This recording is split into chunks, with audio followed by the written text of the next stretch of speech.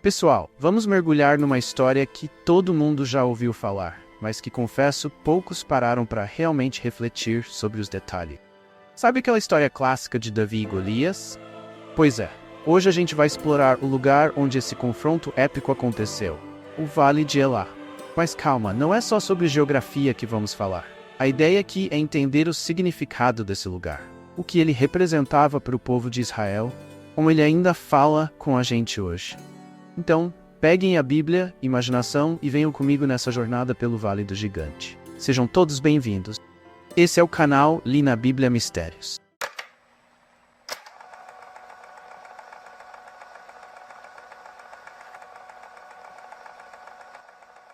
Vamos começar do começo, né? A primeira coisa que a gente tem que saber é onde fica esse tal Vale de Elá.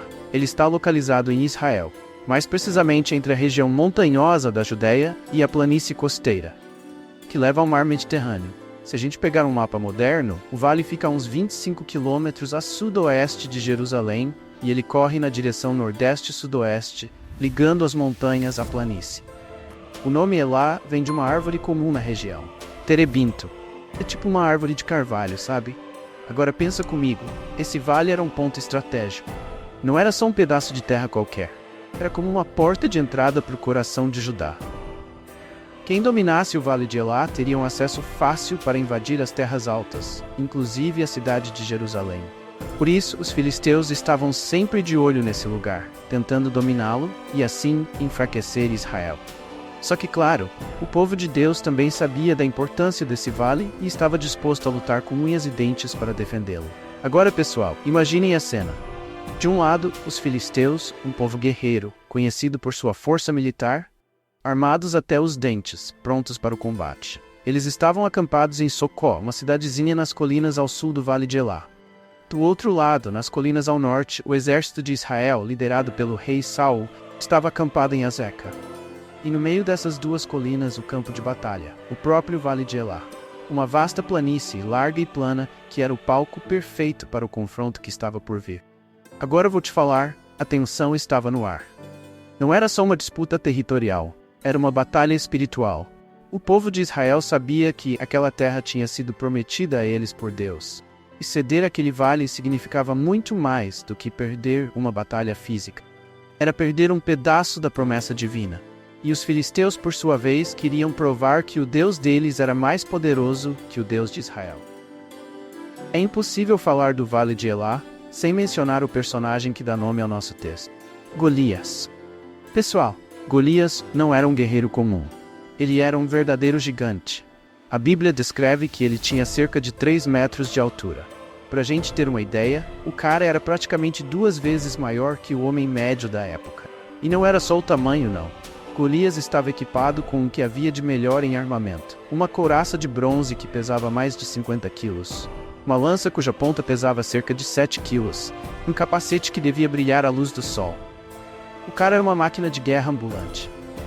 Golias não só desafiava o exército de Israel, ele insultava o Deus de Israel. Todo dia ele saía da linha de frente dos filisteus e lançava o desafio. Escolha um homem para lutar comigo. Se ele me matar, seremos seus servos. Mas se eu o matar, vocês serão nossos servos. Era um desafio de vida ou morte que colocava em jogo o destino de uma nação inteira. E olha, por 40 dias esse gigante desafiou Israel e ninguém teve coragem de enfrentá-lo. Imagina o clima de medo no acampamento israelita.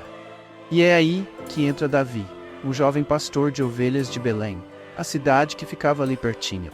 Davi não estava ali como soldado, ele tinha ido ao acampamento para levar comida para seus irmãos que estavam no exército. Mas, quando ele chegou e viu o que estava acontecendo, algo mexeu com ele. Ele ouviu os insultos de Golias, ficou indignado. Como é que um incircunciso, um pagão, ousava desafiar o exército do Deus vivo? Davi não era nenhum guerreiro. Ele não tinha armadura, nem espada, nem experiência de combate. Mas ele tinha uma coisa que ninguém mais ali parecia ter. Fé de verdade. Fé de que o Senhor dos Exércitos lutaria por ele. E é exatamente isso que ele disse ao rei Saul.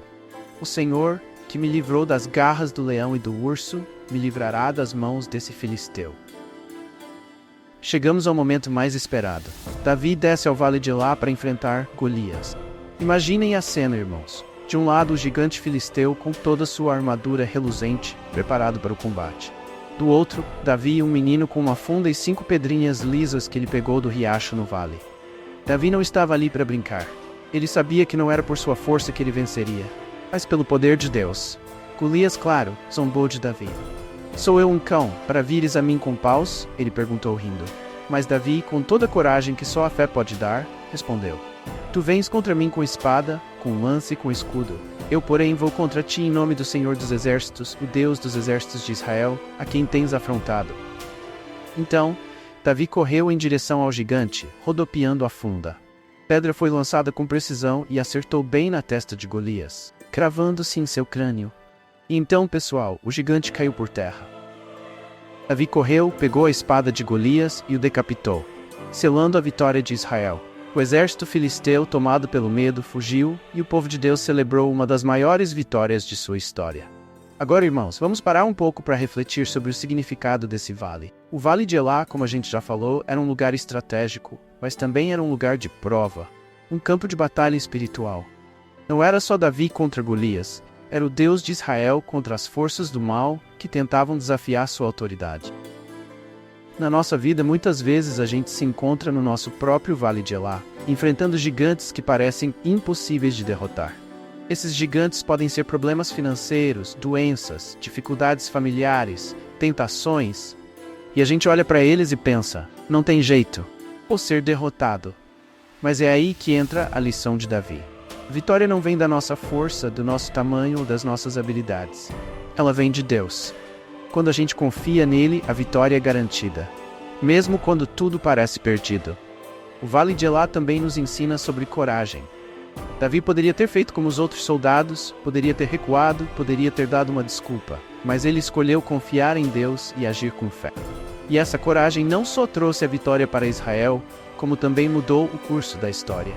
É isso que a fé faz. Transforma o impossível em realidade. Se você for ao Vale de Elá hoje, vai encontrar um lugar bem diferente do que era na época de Davi.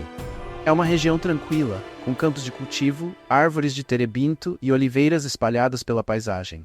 A guerra e o sangue derramado já se foram, mas o espírito do lugar continua lá. Dá para imaginar Davi andando por ali, pegando aquelas pedrinhas lisas no riacho, olhando para as colinas onde estavam os exércitos e se preparando para o combate. Há alguns marcos e placas que indicam o lugar exato onde a batalha pode ter acontecido. Mas a verdade é que o Vale de Elá, mais do que um lugar físico, é um símbolo, é um lembrete de que está conosco nos nossos momentos de maior desafio, que Ele luta por nós e que, com Ele, somos mais que vencedores. Então, pessoal, o que a história do Vale de Elá nos ensina?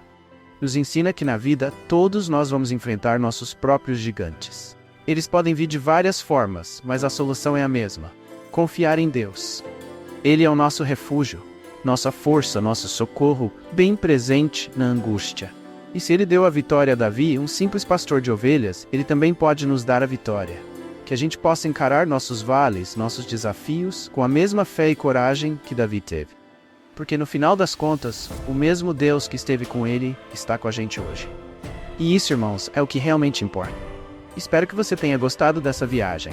Não se esqueça de se inscrever, deixar o seu like e ativar o sininho das notificações. Até a próxima, pessoal!